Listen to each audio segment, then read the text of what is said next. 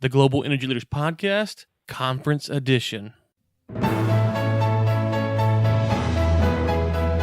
Welcome to the Global Energy Leaders Podcast, powered by R Squared Global.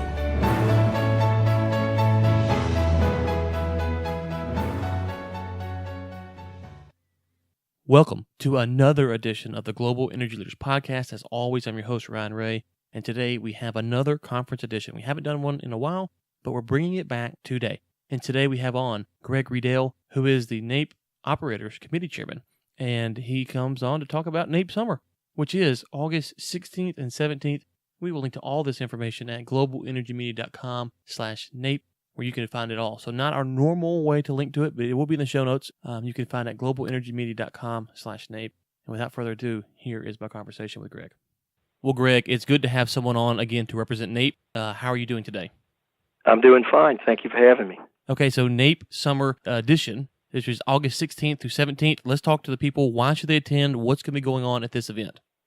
Well, we feel that NAPE, both summer and the NAPE Summit held in February, it's just, if you're in the oil and gas industry, we feel you should participate and attend NAPE, whether you're an operator or, everybody's there. Financial institutions, service providers. It's just a great opportunity to network. It started, and which it still does. It's for bringing prospects to sell prospects, drilling prospects, and producing properties. It's just, if you're in the industry, in any phase of the industry, we feel you should attend. One of the things I took away from last time was I walked around the conference, and it was my first NAPE to attend, so I don't have anything else to compare it to. But I walked around, and I would look at the booths, and I would say, okay, well, this acreage for sale is in this area, and there's a lot of people here. Oh, that's interesting. And then I'd go to the other part of the conference, and I'd see that there's a booth with acreage in the similar area, and there's a lot of people. And then I'd see that there's booths that had people who had acreage that weren't getting a lot of traction. And I was able to decipher, okay, hold on. If the wise guys, the smart people here, are all going to these areas where acreage is, that's inside information that I just can't go on Google and get. And I thought that the value of that, just to go watch and observe where the people were going, what they were interested in, was very helpful to set the trajectory for the rest of the year for me and my business. Yeah, and you'll notice, really, there's kind of, and I'm going to get into something else after I make this statement, but there's kind of several plays going on in the country right now that are considered to be hot. The Permian Basin is real active right now. Up in the Appalachian area, the Marcellus and the Utica area, the Eagle Ford down in South Texas, the Scoop Stack area in the Mid-Continent area. Those are areas, and generally people, they have funding. They're looking for specific opportunities in those areas. There's some other areas that were historically pretty active, but are pretty dormant right now. And frankly, South Louisiana is one of those. But in having said that, one of the new things that we're trying to do this year at Summer NAPE, and Summer NAPE is a little more geographical, and it's a lot smaller than NAPE Summit, is after and this is both two things we're doing that after the Thursday session, there's going to be some what we're referring to as hot play happy hours. And it's little, 6 or 7 different little areas, little spots right near the convention center. And it's specific to this spot will be the Permian Basin. This spot will be the Marcellus and Utica area. The other one would be the Eagle Ford. So people know if they want to run into people and talk to people that are working in their areas, they can go to that spot. It's not just going to be an open happy hour kind of thing. And that's something that's brand new this year.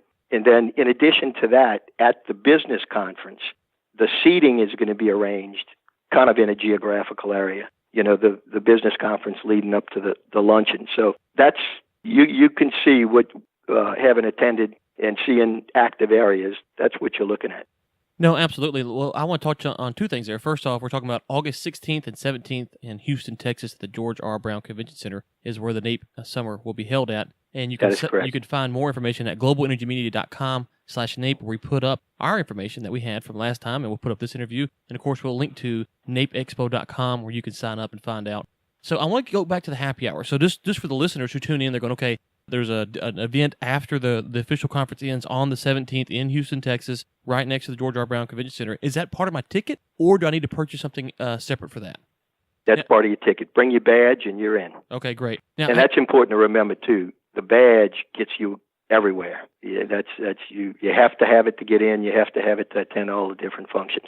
You know, I gotta throw something out there because you brought the badge up. I brought this up in my review last time. Is that you guys do badges right? And so if you're walking the floor, you can first off you have the double-sided lanyard, so the badge isn't flipping around, and you can actually read the names of the people who are coming up to you and talking to you and the companies they're with. So you know, it's one of those things. As someone who's booth the conference and put out that kind of money before, you know, if you have a booth and someone's walking up to you and you can't say what's their name, they got to flip their tag around and what company they're with, it's always inconvenient. So just, you know, that's, as someone who's actually shelled out the money for these things, I actually really appreciated how you guys did the badge. So yes, have your badge on you, and it's actually a good resource the way they do them. Now, on the guest speaker for the business conference, you have on a person who's really quite interesting to come to this conference to talk about what he's going to talk about. So I'm gonna kind of tease it, and then you take it from there.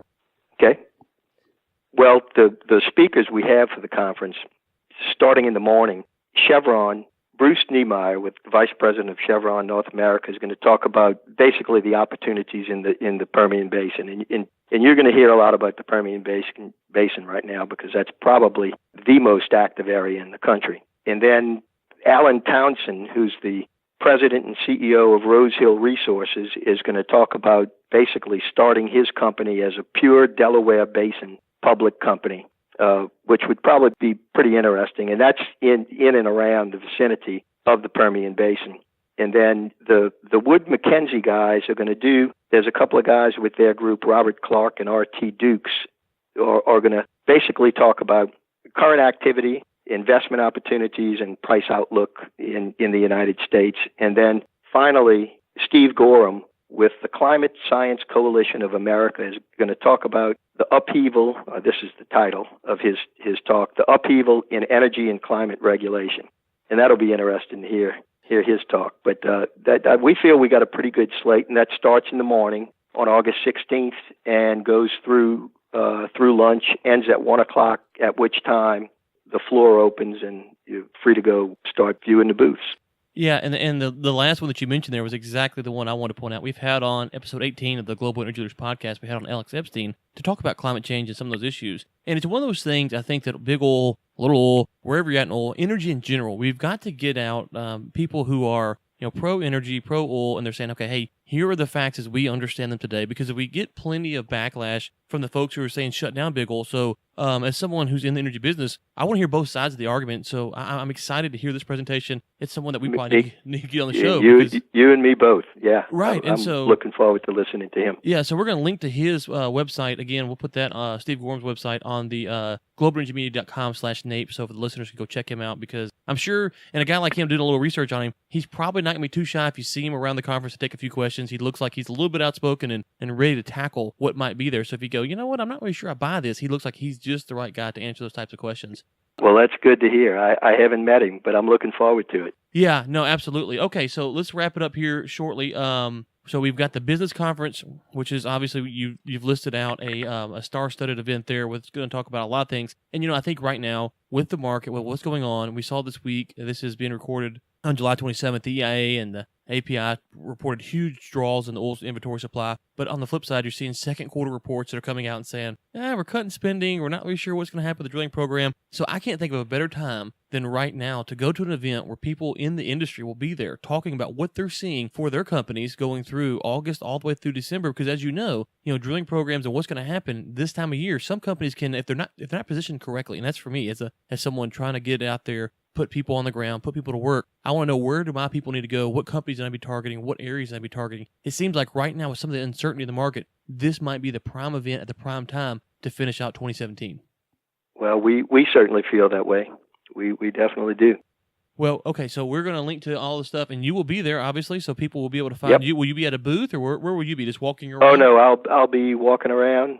We don't have a specific booth, so we will be walking around the show. But another thing I wanted to point out, too, is that at both the NAPEs, you'll see underneath many of the attendees, or several of the attendees' name badges, they'll have ambassador below the tag. The ambassador program is something that we've had working for the last several years, and we just go booth to booth, or anybody can stop an ambassador, and we listen to comments, good and bad, and we take all of that and assimilate all the data, create reports, and have meetings and decide how to maybe make some changes, all in an effort to make it a better experience for the attendee. So, but that's just another something that I wanted to mention there. No, and I can see that because one of the deals is that NAPE asked for all the media to do a review, and so I was trying to figure out, okay, I want to do a review, I want to be fair, I'll be honest, because as for me, if I tell my listeners to go and they have a bad experience, well, then they're not going to listen to me anymore. And so I was kind of nervous. I said, okay, well, I went, and I was, again, coming from someone who's had to go and say, hey, we got to get a booth. This is going to cost thousands of dollars. We got to send people. For me, going to this event, I was telling someone, like the name badge thing, they go, that's kind of silly. I was like, I don't know. If you've been standing at a booth all day and everyone who walks past you or walks up to you, you can't see their name, you're trying to get business there. That's a huge deal. That's a really huge deal, especially if you're putting out the money that NAPE and all these other conferences want for their booths. And there's nothing wrong with that. It's a business. And so I'm not surprised to hear you say that, just because of the little things that were done right. One thing I pointed out was when I went to the bathroom, it goes to the name thing. Someone goes, hey, Mr. Ray, how's it going? And he welcomed everyone walking into the bathroom. And I was like, I don't know if they planned for that or not, but that was actually pretty neat, a self-welcome, And so there's tons of little things. The NAPE staff was always there. If you ask them questions, they actually knew what was going on, which is a big thing, because some events, not going to call you names here, they don't know what's going on. They don't know what's going up next and where people were at. And, let me come back to you. So, yeah, the staff there was great. Kudos to you guys. That's why I'm so excited about coming back, just because for me, the first thing is, if I can get information that I cannot get on the internet, or it's going to take me hours and hours and hours of internet time, that alone is worth the price of admission. And so I was able to go to NAPE and just walk around to talk to people, just to kind of sit back and to watch and to see what was happening. You just can't get that anywhere else. And so for me alone, that was it. But I could go on for 20, 30 minutes, I think, as you can tell, and talk about all the things that I loved about NAPE. And I'm excited to be there here in just a few weeks. And good. We're glad you had a good experience, and hope to see you at this one. Yeah, I will be there. I know some folks that some other folks that are going to be there as well, and so we're excited. It's been my second NAPE. I'm ready to kind of see what it's like, because I know there's a difference between the first NAPE and this NAPE. So I'm really excited to see what the difference is. What are the key takeaways? Again, how do you think about all that stuff? So thank you so much for your time coming on. NAPEexpo.com. Do you still have booths available before I let you go today? Yes. Okay. Yes. So we're going to link to all Absolutely. that, guys. Get you a booth. And I can just tell you right now, as someone who's been on the vendor side of the business, there's not a ton of vendors there, at least if you're in the services industry. So there's a lot of banks and stuff like that were there, at least at their first expo. So if you're in maybe a more traditional service industry, that last conference at least didn't have a ton of those. So there might be some opportunity for you guys there. We'll link to it in the show notes, which you can find again at globalenergymedia.com/NAPE, where we will put all this stuff for you guys so you can enjoy your NAPE summer experience. Thank you so much for coming on today, Greg, and we look forward to seeing you in just a few weeks. Yep. Thank you for having me. Looking forward to seeing you. Greg, thanks again for coming on. Really enjoyed the discussion today, and look forward to seeing everyone at NAPE. If you are going to be there, Ryan at globalenergymedia.com, and let me know where you will be, and I'd love to meet up with you while I'm at NAPE. The Global Energy Leaders Podcast is produced by Michael Sims and Chris Prine. Chris Prine also serves as editor for the Global Energy Leaders Podcast. Until next time, keep climbing. Thanks for listening to the Global Energy Leaders Podcast, powered by R Squared Global.